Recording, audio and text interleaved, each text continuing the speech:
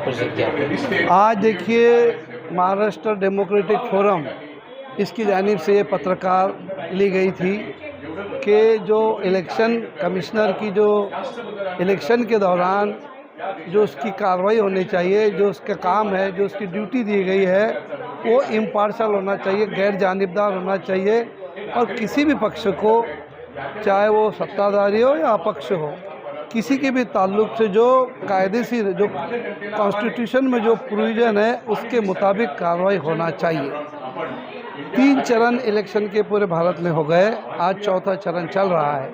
आज हमको ये पत्रकार परिषद इसलिए लेना पड़ी क्योंकि हम देख रहे हैं कि पिछले 3 चरणों में कई ऐसी चीज़ें सामने आई इलेक्शन को लेकर, इलेक्शन की रैलियों को लेकर, इलेक्शन की पब्लिक मीटिंगों को लेकर, कि जिसमें खुलेआम जो इलेक्शन कमिश्नर की तरफ से लगाई गई जो पाबंदियां हैं, जिसको कोड ऑफ कंडक्ट या आचार संहिता कहते हैं, उसका खुलेआम भंग होते हुए हम देख रहे थे। और उसको देखते हुए कई लोगों ने, हमारी टीम ने में से कुछ लोगों ने इलेक्शन कमिश्नर मुंबई से मुलाकात भी की, लेकिन कोई ऐसी एक्टिविटी या कोई ऐसा काम या कोई ऐसी कार्रवाई इलेक्शन कमिश्नर की तरफ से होती हुई नज़र नहीं आई, जिसके नतीजे हमने एक सोचा कि कॉन्स्टिट्यूशन ने हमको जो राइट दिया है कि हम हमारी बात बहुत ही अच्छे अंदाज में प्रेस कॉन्फ्रेंस लेके इलेक्शन कमिश्नर हो या गवर्नमेंट हो उन तक पहुंचाए, उसकी ज़रूरत महाराष्ट्र डेमोक्रेटिक फोरम ने यहाँ पर महसूस की।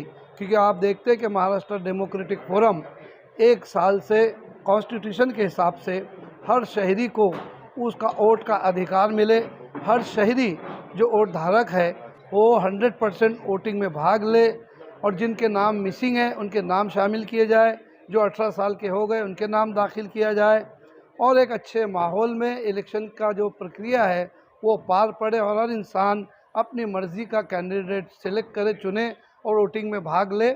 इसलिए महाराष्ट्र डेमोक्रेटिक फोरम साल भर से ये काम कर रहा है और उसी का हिस्सा ये था कि अब जो आखिरी जो स्टेज है, जो जिम्मेदारी इलेक्शन कमिश्नर पे है कि अच्छे माहौल में इलेक्शन पार पड़े, वो उनकी जिम्मेदारी याद दिलाने के लिए उनकी क्या गलतियाँ हो रही है, जो लोग इस पर नज़र रखे हुए, जो हमने पूरे समाज से जो लोग इंटेलेक्चुअल है और जो इस पर पूरी नज़र रखे हुए उनको यहाँ इकट्ठे जमा किया था, वो लोगों ने अपनी बात उस पर रखी।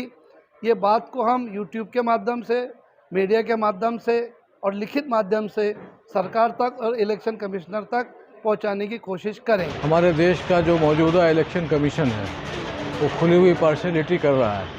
अब तक जितने इलेक्शन कमीशन आए हैं, जितने इलेक्शन हुए हैं, उस वक्त भी इलेक्शन कमीशन थे, लेकिन ये जो इलेक्शन कमीशन है खुली हुई पूरी बेशर्मी के साथ सत्ता पक्ष का सपोर्ट कर रहा है। हमारा महाराष्ट्र डेमोक्रेटिक फ्रंट जो बना है पूरा महाराष्ट्र के लेवल की तमाम NGOs में इन्वॉल्व है। इन लोगों ने अभी बीच में इलेक्शन कमिश्नर से एक मुलाकात की थी और उसमें उनसे कुछ बातें हुई, उस सिलसिले में हमने मीटिंग ली थी। तो उसमें बताया कि कई जगह उल्लंघन हुआ है इलेक्शन के बारे में, जो गलत तरीके से लोग बयान दे रहे हैं। तो उसमें क्या किया उन लोगों ने, तो उन्होंने कहा कि हमने 211 के लगभग कोई FIR वगैरह ली है, केस दर्ज किया है। अब इसकी कार्रवाई बाद में करना तो उनके जो नेशनल कमीशन को आएगी वहाँ से आएगा। वो सब बातें हमने यहाँ रखी है और आज जो 10 साल में जो हालात बिगड़े हैं तो हमारे देश के, उस सिलसिले में बातें रखी गई। महाराष्ट्र डेमोक्रेटिक फोरम की तरफ से ये जो आज इलेक्शन कमिश्नर इम्पार्शल है क्या, निष्पक्ष है क्या, ये सवाल था। तो हमारा ये मानना है कि इस देश का इलेक्शन कमिश्नर और उसका इलेक्शन कमीशन ही निष्पक्ष नहीं है।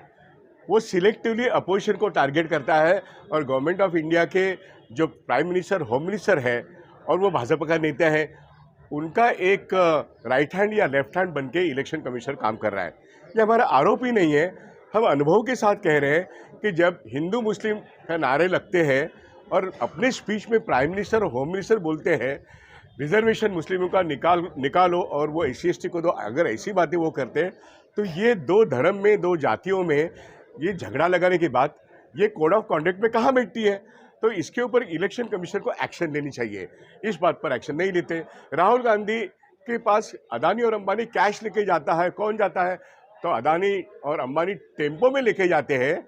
अगर ये बात अगर है तो ये करप्ट प्रैक्टिसेस है इलेक्शन में, तो इलेक्शन कमीशन को भी एक्शन लेनी चाहिए और प्राइम मिनिस्टर और होम मिनिस्टर को भी तुरंत एक्शन लेनी चाहिए, क्योंकि ये तो करप्ट प्रैक्टिसेस है।